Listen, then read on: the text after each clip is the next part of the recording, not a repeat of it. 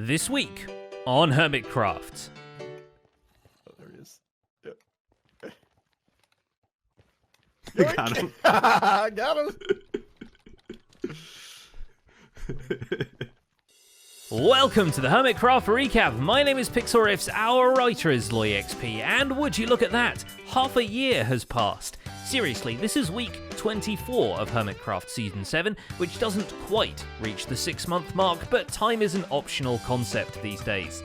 It's a great point for us to welcome Stress Monster and Hypnotized back into our subscription feeds, and to reflect on just how much progress has been accomplished on the server so far. What started as a loose assembly of unclaimed blocks has become a shopping district with its own mayor, a rapidly developing gaming island, and a thriving set of individual bases. So while we marvel at the server's momentum and wonder where the last 6 months has gone, let's take a look at all the events and mishaps that occurred on the Hermitcraft server this week.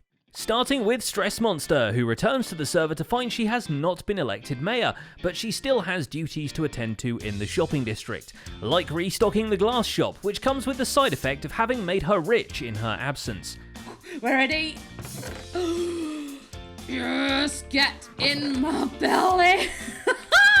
She reasons she should probably drop off Mumbo's now pink suit with its original owner, but he seems to have wandered into a lava pit somewhere, and it's a bit difficult tracking him down when it means falling to her death herself. Luckily, Escale is able to step in, like he has at her base, dropping off an ingot of netherite for an easy pickaxe upgrade. With renewed enthusiasm for the possibilities of the nether, Stress time-lapses a new floating island at her base with a monolithic nether portal. Now there is only one thing left to do. Hey, look at it! Okay, no, I'm not gonna go through it yet. I need to see what it looks like from afar. Okay, well that takes care of the whole not fitting in with the base, because it's a big, giant purple thing. Oh, it's so cute! As for the person who did win the mayoral election, he's finally exercising that power by, surprisingly, delivering on his campaign promises. Though Good Times with Scar does use up some of the diamond throne for decorative tree diamonds, as he replaces the voting stations of Main Street with an actual street one can walk on, his main contribution to the commercial district is to really rid it of the mycelium menace. He gets his face blown up for the trouble, but for now it's a mystery what that could have meant. His next decision might be a tad more alarming, as by the tiny chair of his right-hand man, Scar finds a proposition to remove all businesses that haven't made any money from the island. It's meant to free up some space for new, more profitable ones. Hereby propose, in effort to improve the beauty and profitability, ooh, I love that word, profitability, of our town, all shops that have not made any diamonds in the past 3 months to be bulldozed into oblivion. Not just bulldozed, but into oblivion, and I like that. That's why he is the captain of the mayor. This could mean some serious trouble for anyone on the politician's bad side, and Cubfan is not willing to risk it. That's why the Herald welcomes the acts of reformation of the terrain in a brand new issue all about praising Mayor Scar and his terraforming abilities. Some hermits express concern about the native mushroom population, about how the native mushroom population might react.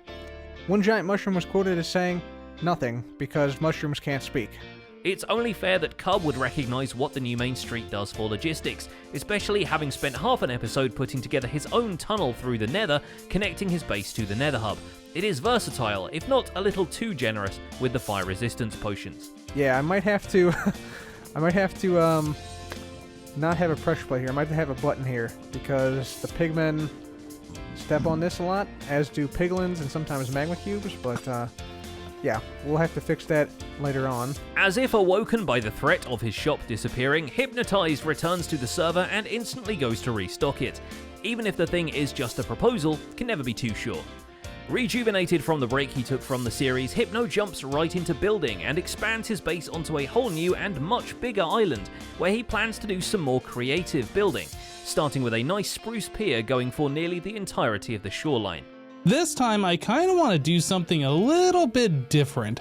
I would like to start building something a little bit more creatively, like maybe something that doesn't have use, but something that'll end up looking kind of cool.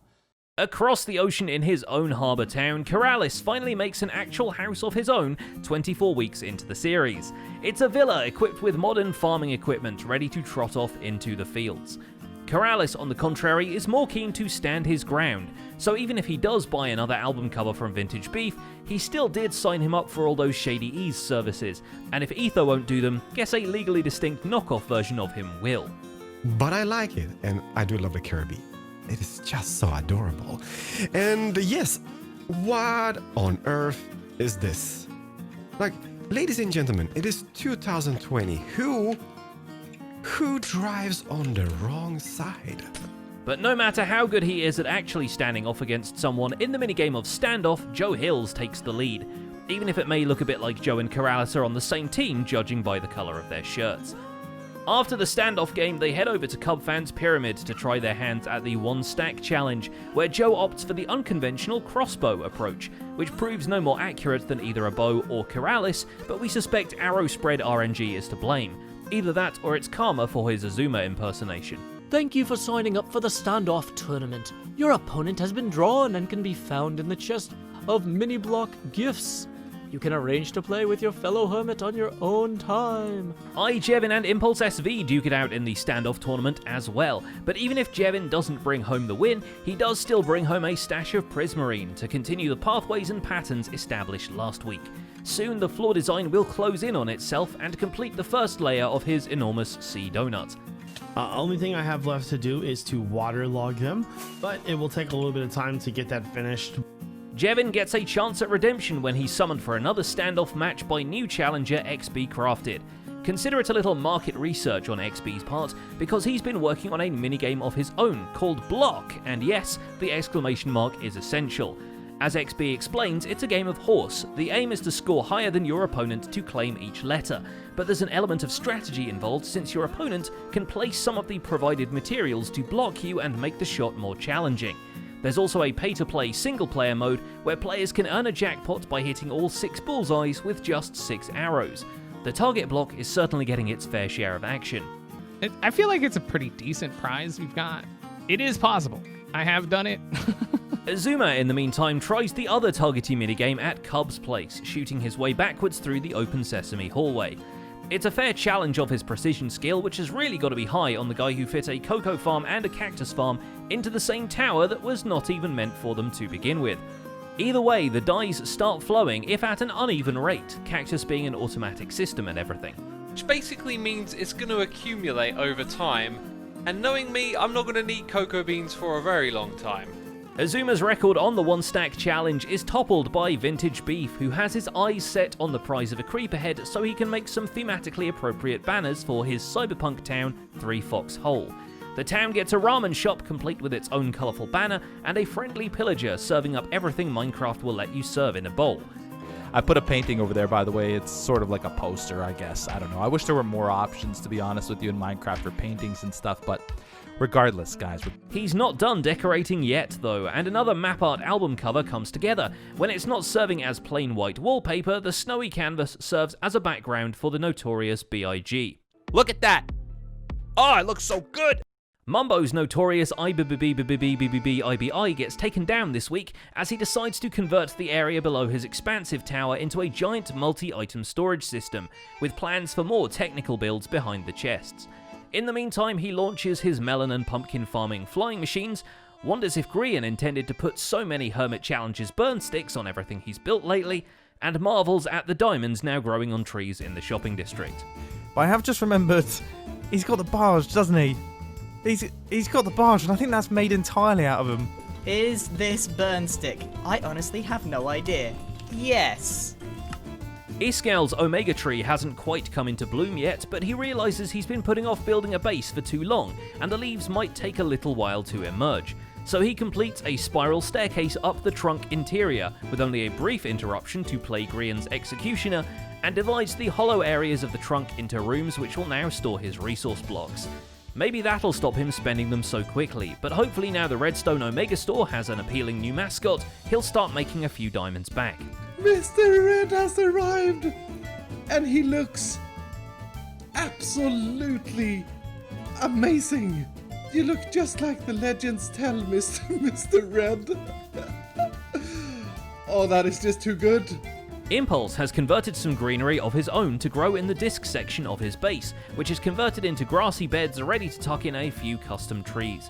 But what's a greenhouse without a glass roof that requires 9 shulker boxes of sand, and maybe some irrigation in the form of a central waterfall?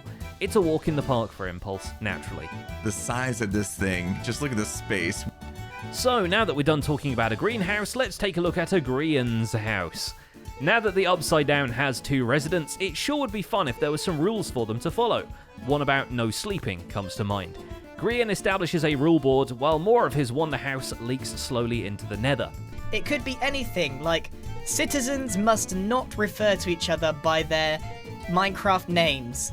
They must come up with nicknames for everyone. That's what this is becoming. I've just created the weirdest community outpost in the nether, I think, ever. And I don't really know why I've done this either. I just think this will be a lot of fun. The future citizens can rest assured at least that he's not one for prohibition. Grian's Emporium barge gets a brand new type of wares, the exact nature of which you will only find out once you buy it. So at least gambling will probably be allowed in the Upside Down. In a separate but no less spawn-proofed area of the Nether, Etho has been setting up an absurdly powerful wither skeleton farm. Even at 1/3 capacity, it's providing a vast amount of coal and bones, thanks to the piglin in its center waving its fists at the wither skellies occasionally.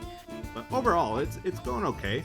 It's enough for Etho to switch his local general mob farm over to just producing creepers, so he can farm gunpowder while he converts concrete at the latest redstone addition to his base. I just went for the slow piston speed because I wasn't sure how it would work on a server. And then it should end up in the chest here. And finally, there's Zedaf, who arms the children. Don't worry, just the dead ones. If you've been following us from previous weeks, you'll remember his anti-intruder system full of zombie babies, and you'll be delighted to find out that they all now have swords and a doormat that conveniently traps you in an enclosed space with them. As per usual, Tango Tech tested, Zedaf approved. Enter at your will. Oh, geez, ZF, what could be going on here? Maybe I will open the door. Important. You must continue reading this sign as a distraction. I am distracted. Yes! Whoa! Instantaneous! Wow, that was even more lethal than I expected. But just in case you thought this was the only crime for which Zed should be punished, enjoy this cursed image of an armor stand wearing a bed on its head. Who would have thought that marking out exact points of the portal where you're supposed to enter would result in a worse case of bedhead than me on a Monday morning? Or possibly a new Silent Hill character. And that's about it for this week's recap. Our writer is ZloyXP, and my name is PixelRiffs. If you have an eye for pranks, use it to watch Zloy getting revenge on the 2 guys who dared to buy stuff from his Minecraft shop. Wait, isn't that what shops are for? Either way, the link will be in the end screen theatre. Don't forget to leave a like while you're still here and subscribe so you won't miss future recaps. Thanks for watching, and we'll see you next week.